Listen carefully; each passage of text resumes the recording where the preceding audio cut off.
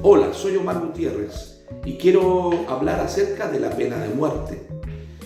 Hoy día, cuando hay delincuencia desatada, cuando hay muertes muy horrendas, cuando hay secuestros, sicariato, cuando hay miedo en la población, cuando está desatada la violencia, la gente se pregunta, y las autoridades también, acerca de la pena de muerte. Quiero hablar lo que la Biblia, la palabra de Dios, las Sagradas Escrituras dicen de la pena de muerte. Primero, que los seres humanos morimos, aunque pareciera muy obvio eso, pero lo que no es obvio y quiero compartir es que morimos por causa del pecado.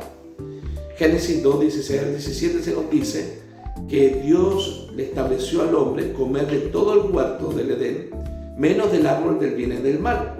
Y Dios le dijo textualmente que si comían de ese árbol, morirían. Y así fue. También lo dice Génesis 3:3. En el capítulo 5, versículo 5 de Génesis se nos dice que Adán vivió 930 años y después de eso murió.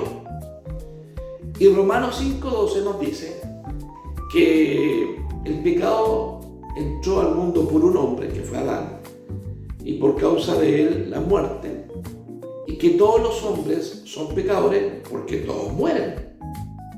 Por lo tanto, la muerte es consecuencia del pecado del género humano, de las personas. La muerte, aunque sea por causa natural, enfermedad o lo que fuera, en un comienzo no fue algo normal. Dios creó a Adán y Eva conforme a su imagen, con eternidad. Y Adán y Eva, al desobedecer a Dios, bueno, vino sobre ellos la aplicación de una pena. ¿Cuál fue la pena? La pena de muerte. Por lo tanto, aunque sea natural para nosotros morir, en un comienzo no lo fue así. Y la muerte de los seres humanos por causa del pecado del hombre, así dice Romanos 5:12. Segunda cosa, cuando Cristo murió bajo la pena capital. En televisión vi a un ex fiscal nacional de mi país diciendo que él era cristiano y como tal él no aceptaba la pena de muerte. Muy curioso esto, porque Jesús murió bajo la pena de muerte y murió por nuestros pecados y murió pagando el precio que nosotros teníamos que pagar. Entonces la Biblia dice que Poncio Pilato se lavó las manos y aplicó un resquicio legal. Estaba condenado Barrabás por sedición en contra del Imperio Romano, en el cual estaba sumiso Judá en aquel entonces, y lo absolvió, lo dejó libre legalmente. Y Cristo, que no tenía pecado alguno, falta alguna, lo condenó legalmente. Es decir, se le imputó a Barrabás ser justo cuando no lo era, y a Cristo se le imputó ser pecador y morir con la máxima pena, que es la pena capital, sin ser culpable de aquello. Eso es lo que ocurre cuando un pecador va a Dios, se arrepiente de sus pecados y recibe por la fe a Jesucristo y acepta el sacrificio de Cristo en la cruz del Calvario. En ese momento, ese pecador es perdonado y la justicia de Cristo se le imputa como una persona justa delante de Dios, y la injusticia de ese pecado ya se le imputó, se le atribuyó a Cristo cuando él murió en la cruz del Calvario. Eso es algo legal. Entonces, pero lo que quiero decir es que Poncio Pilato aplicó la pena de muerte, y la cruz es sinónimo de muerte. En aquel entonces la pena de muerte no se usaba una silla eléctrica, ni un gas, ni una inyección. La pena de muerte bajo el Imperio Romano se aplicaba a través de la crucifixión. La cruz es sinónimo de muerte. Entonces, no es incongruente el ser cristiano y pensar en la pena de muerte como algo legítimo. Al contrario, si yo soy cristiano y no creo en la pena de muerte, estoy desconociendo que Cristo, en quien creo, me da salvación por medio de que Él murió bajo la pena de muerte. Tercer lugar, la Biblia dice en Romanos 13:4, que no en vano el magistrado, la autoridad, lleva la espada. Aquí se habla del principio de autoridad, Romanos 13, y se habla del sometimiento a la autoridad, porque la autoridad asigna a Dios, porque venga de parte de Dios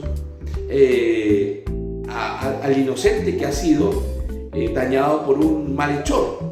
Entonces, para que no haya la ley del oeste y cada uno pueda actuar por sus propias manos, el Estado, los gobiernos, los magistrados, la justicia, de parte de Dios, condena al malo para vengar al inocente que sufrió en manos de esa otra persona. Ahora, dice que no en vano lleva la espada. O sea, la espada no tiene sentido si no da muerte. La espada es un instrumento de muerte. Entonces, no en vano la lleva. ¿Qué está diciendo?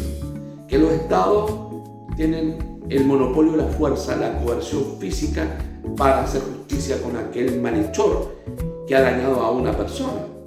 Y esta recurre al Estado para que el Estado, a través de los tribunales, ejerza toda la fuerza hacia ese malhechor, incluyendo el ejercicio de la espada. ¿Qué significa la espada? La muerte. Está implícita la pena de muerte en Romanos capítulo 13. Y dice que los malhechores tienen que tener temor, porque no en vano lleva la espada. En el caso extremo, la aplicación máxima de la que es pena llamada capital. Ahora, cuando en un país, en una sociedad, los delincuentes no tienen temor, la justicia es blanda, entran por un lado y hay una puerta giratoria y salen por el otro de la cárcel. Cuando los ladrones no tienen temor, porque el costo de delinquir es cero. Entonces, por cierto, la gente es la que tiene temor, se encierra en sus casas y los malhechores andan en la calle. Es decir, la pena de muerte como una pena ejemplificadora. Entonces, en cuanto al ejercicio de la autoridad de los magistrados y de los gobiernos, no en vano llega la espada. O sea, una espada de hule no sirve. La espada es el simbolismo del ejercicio de la máxima pena aplicada por parte del Estado.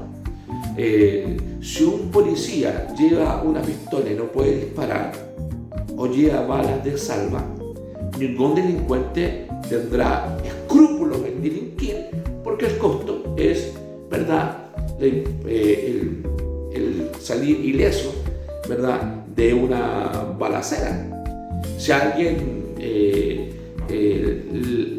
trata mal a un carabinero o a un policía o a una autoridad que tiene ejercicio de la fuerza física por parte del Estado y no tiene ningún costo, entonces no van a respetar a la autoridad. Entonces, no en vano lleva la luma el policía, porque si la lleva y no la puede aplicar es como que tuviera una luma de hule o de plástico. Lo mismo la espada, si fuera de hule o una pistola de cartón. Por lo tanto, la pena de muerte está considerada